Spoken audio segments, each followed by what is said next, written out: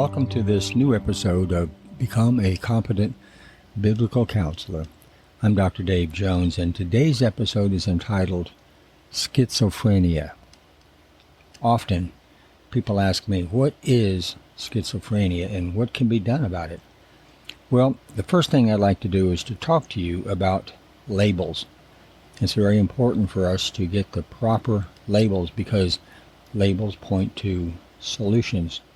Labels tell us what's wrong, and labels tell us what we must do about it.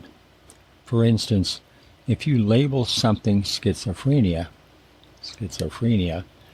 that probably would point to some kind of psychiatric solution to whatever the person's problem might be.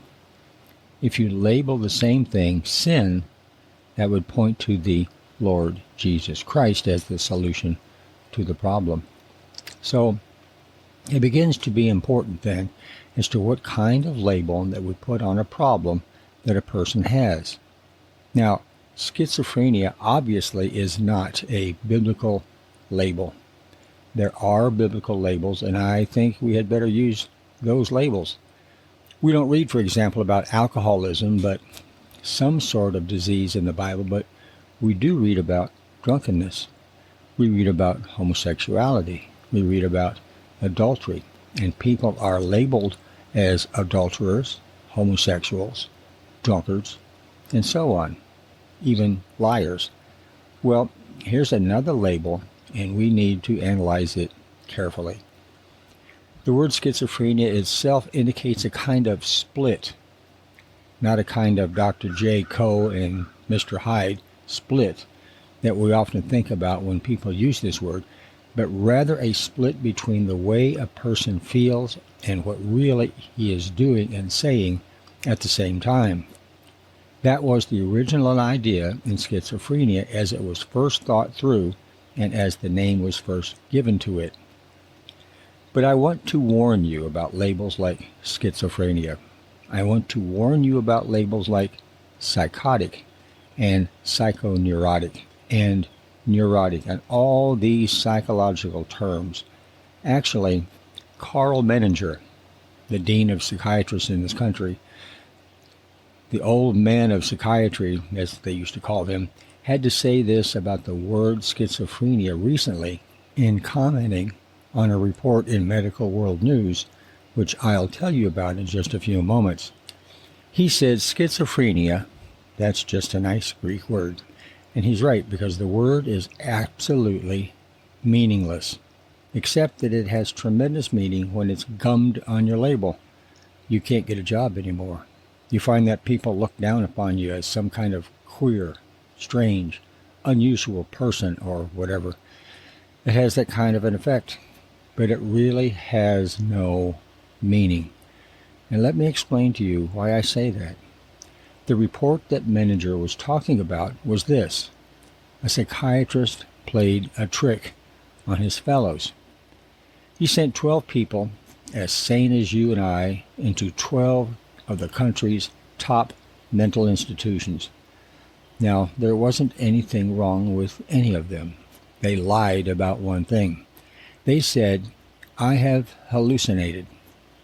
But, of course, you can hallucinate for almost any reason, lack of sleep or taking a medicine that had some kind of strange effect upon you. All sorts of things lead to hallucinations. So that's all they said. Then they acted as normally about their way of living during that diagnostic period, and while they were there in the mental institution, as they possibly could, and they told no other lies. Well, do you want to guess how many people were diagnosed wrongly? Would you guess half? Wrong. Would you guess 3/4? Still wrong. Would you guess all 12? Right. All 12 were diagnosed as having serious mental difficulties. Now, these were in 12 of the top mental institutions in this country. And guess how many of these people were labeled schizophrenic? 11 out of the 12 were labeled schizophrenic.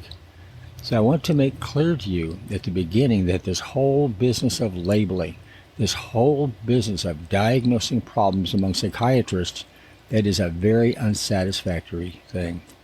So, Manager had reason for saying that schizophrenia is just a nice Greek word. Actually, the word doesn't tell us anything. All that it really means today, when anybody uses that word, is something like this: that a person is involved in bizarre or very strange behavior. And you know, bizarre or strange behavior can come from all sorts of sources. For instance, the word schizophrenia is just like the words red nose. If you have a red nose, I have no right to come up to you and say, aha, say you've been boozing. Now, maybe you have. That may be the reason for your red nose, but there are many, many other causes of red noses. You could have fallen asleep under a sun lamp. You could have a cold. You could be growing a pimple on it. Maybe your wife has hit you on it. There are a lot of reasons for red noses. So just to look at a red nose and say, aha, boozing, that doesn't follow. Nor to see a person's bizarre behavior and to say, aha, some particular kind of cause is at the bottom of it. That doesn't make any sense either. Bizarre behavior can come as camouflage to throw people off the track. Bizarre behavior can come because of chemical deficiencies within the body or malfunctions of the body. Bizarre behavior can come as a result of taking LSD or some other hallucinogenic, or as I said before, from cough medicine or something of that sort that works strangely in your case in a way that it didn't in 100,000 other people. Or bizarre behavior can come as a result of a strange pattern of life that you simply developed over the years for whatever reasons. Or bizarre behavior can come from sinning against your body by pushing it beyond the limits that God has given to you by not going to sleep and getting sufficient rapid movement sleep.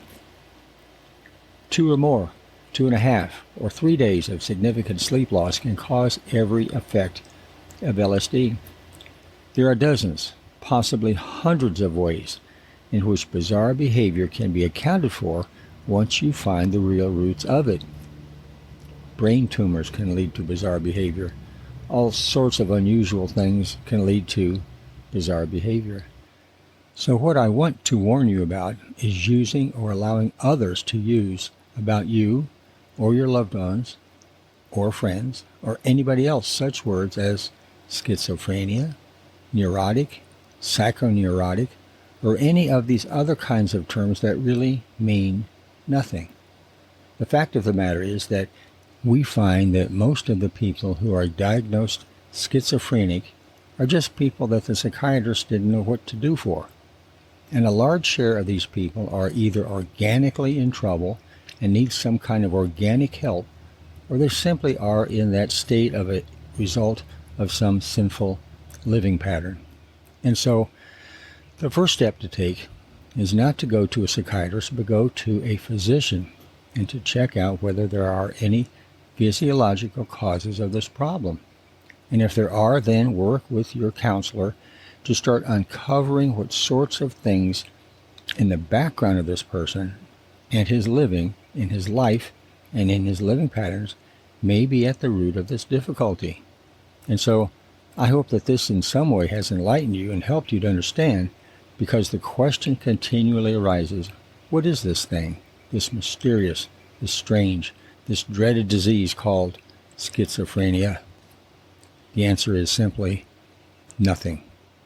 There is no disease called schizophrenia. There are some people who have organic problems of one sort or another that distorts their chemistry in the body. There are other people who have many other kinds of problems, most of which stem from sinful living behavior patterns. So the point about labels is that be very, very careful how you use labels. They can be used to be uplifting, like you're such a smart child, you're such a lovely child. Those are labels that are very enduring and increase the self-confidence to someone who you're addressing those to. But they can also be very hurtful. Why are you so stupid? Why are you so short? Hey, shorty. Whatever. Those things can be very damaging. So there you have it for labels. Be very careful, and I hope this helps. We'll talk to you later. Have a great day.